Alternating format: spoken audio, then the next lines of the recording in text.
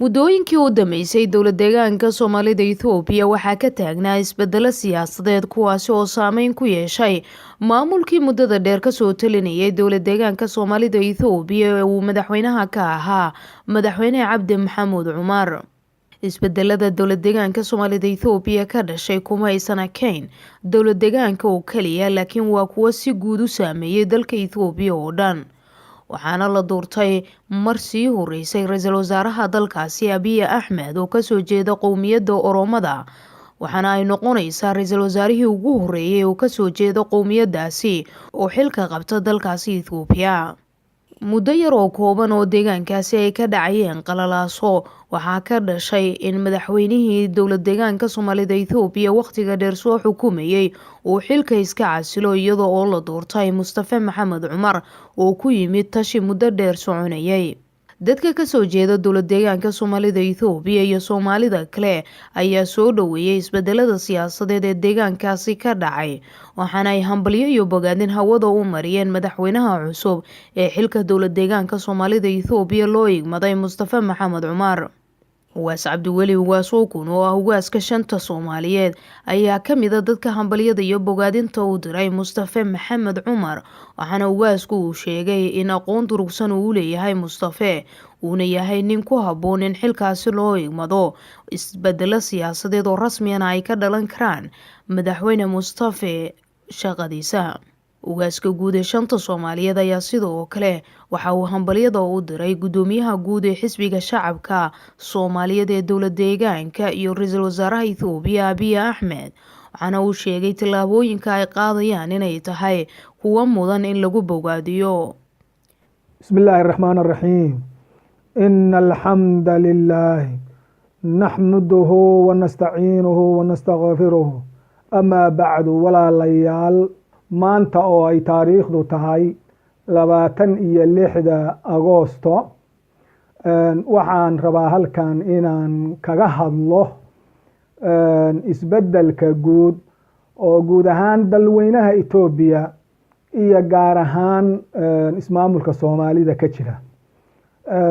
ilaa 2 iyo 3 qodob. qodobka koowaad oo federaalka oo aan u arko qaabka uu Abiy Ahmed isbedelka ugu sameeyay dimuqraadiyadda iyo magaranaysaa horumarka hadda ka jira oo aanu horey u soo dhaweynay inaanu mar labaad iyo mar saddexaadba aanu soo dhaweyno oo aanu niraahno waxa weeye arrintaasi arrin aad iyo aad loogu baahan yahay. waa wadanka Afrika maanta ku yaala oo la oran karo arrimo dimuqraadiyadeed bay ku dhaqaaqeen. arrintaas oo uu hormuud u yahay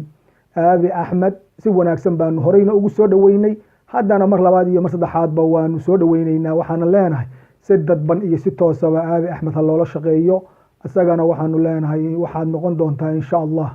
mideeyaha Afrika. intaad mideeyaha Itoobiya dhaaftaad mideeyaha Afrika noqon doontaa. taa intaasaan uga gudbahayaa.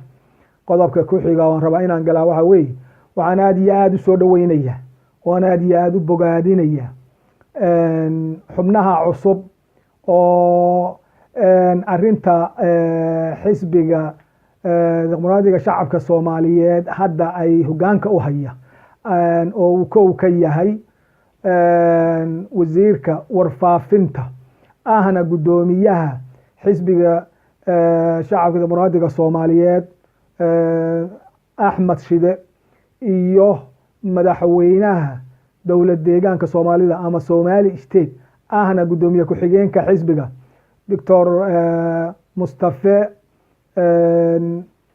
cagjar ama mustafe maxamed cumar. waxaan leeyahay marka koowaad waa idin hambalyeynaya. waxaan leeyahay soo dhawaada. waa niman aqoon u leeyahay, waana niman aad iyo aad la oran karo hadda wadanku meesha uu marayo waa niman ka saari kara. wasiirka warfaafintu systemkiiba waa asagu ka mid ahaa oo nin hadee la sii haystay oo awalba shaqayn hayay buu ahaa.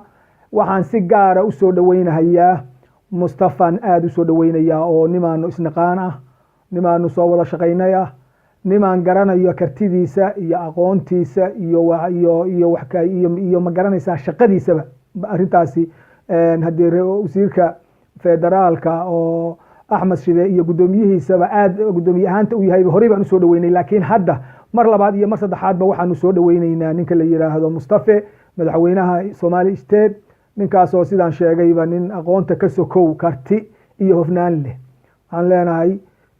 mustafe soo dhawow aad iyo aadna waanu kuugu hambalyeynayna waxaan leeyahay Soomaalidu meel kasto ay joogto ha lala shaqeeyo annaguna waan kula shaqeynaynaa anigoo ku hadlahaya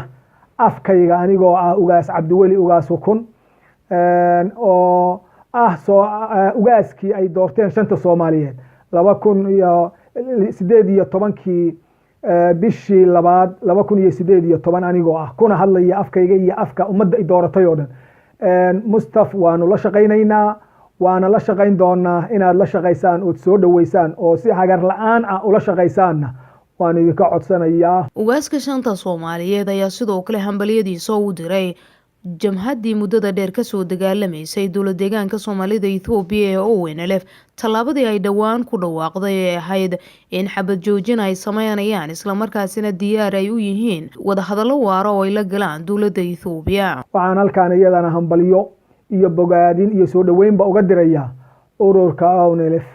oo go'aansaday inay wadankooda dadkooda iyo dalkoodaba u turaan si loo helo ummad midaysan oo hal meel ka duusha shuruud la'aan ayaga oo xabadii ku joojiyay qaatayna inay waxa ay doonayaan ku raadiyaan qalin inay ku raadiyaan madaxda sharafta leh xisbiga guddiga fulinta golaha dhexe iyo taageerayaasha intaba waan u hambalyeynaya waxaana leeyahay waxaad qaadateen qodob geesinimo leh waxaad qaadateen qodob ku dayasho mudan waxaad qaadateen qodob aad ugu danaynaysaan dadkiina dalkiina iyo ummadiina idinkana waanu idin hambalyeynaynaa waana soo dhaweynaynaa go'aamada halkaa ka dhacay waxaana leenahay idinkuna waa in aad ka fakertaan sidii aad ummad midaysan si aad xabad joojinta u samayseen sida aad ummadda Soomaaliyeed oo midaysan manjarahana ugu qaban lahaydeen kaga mid noqon lahaydeen qof walku waxa uu dhibsanahay uga tanaasuli lahaydeen ama uga qancin lahaydeen inaydnaan meel ku dhegin in aad sida wanaagsan oo hadda aad go'aanka u qaadateen aad ummadda si fiican aad ugu hagtaan oo ugu soo dhaweysaan oo anagu waanu idin soo dhaweynaynaa aad wax kasta qof kasta waxa uu asagu markaas diidan yahay aydnaan si majority ama ka codbadni aan lagu xalinin si wada jir si walaalnimo si is-afgarad ummadda halkaa degta inay mid ku ahaato laguna xaliyo ayaan iyadana soo jeedinayaa waxaan mar labaad iyo mar saddexaadba aad ugu hambalyeynaya ururkaas joojiyay xabadii qalinkana ku bedelay waxay u doonayeen aad baan ugu hambalyeynayaa naguna waa idin la shaqeynaynaa waana idin la shaqeyn doonaa waxaan kale oo aad ugu faraxsanahay shirka degdega oo madaxweynaha state ka aad wada gasheen master ama Dr. Mustafe oo aad kaga tashateen aayaha ummadda waa mid aanu soo dhaweynayno waa mid aanu ku faraxsanahay waa mid aanu aad iyo aad aanu kalsooni abuuraysa waa mid aanu leenahay waxa cagta la saaray wadadii horumarka waxaan ku darayaa intaas ha laga fogaado argoosi ha laga fogaado nacayb ha laga fogaado reer hebel ha laga fogaado in wixii hadda ka hor mucaaradku ka jiray ama xubnuhu ay sheegayeen oo dhibta ahaa in maanta haddana halkan group ayadoo ay timaado arrimahaas aad ha looga tigtoonaado hana la iska ilaaliyo horaantii sanadkan ayay ahayd markii la doortay ugaaska guud ee shanta Soomaaliyeed ugaas cabdiweli ugaas ukun oo lagu doortay magaalada Bielefeld ee wadanka Jarmalka waxaana ugaasku muddo dheer ka soo shaqeynayay dowlad deegaanka Soomaalida Itoobiya isagoo ahaa xildhibaan laga soo doorto deegaanka Wardheer waxaana uu la soo shaqeeyay xukuumadii Cabdi Maxamed Cumar oo xilka iska casilay dhawaan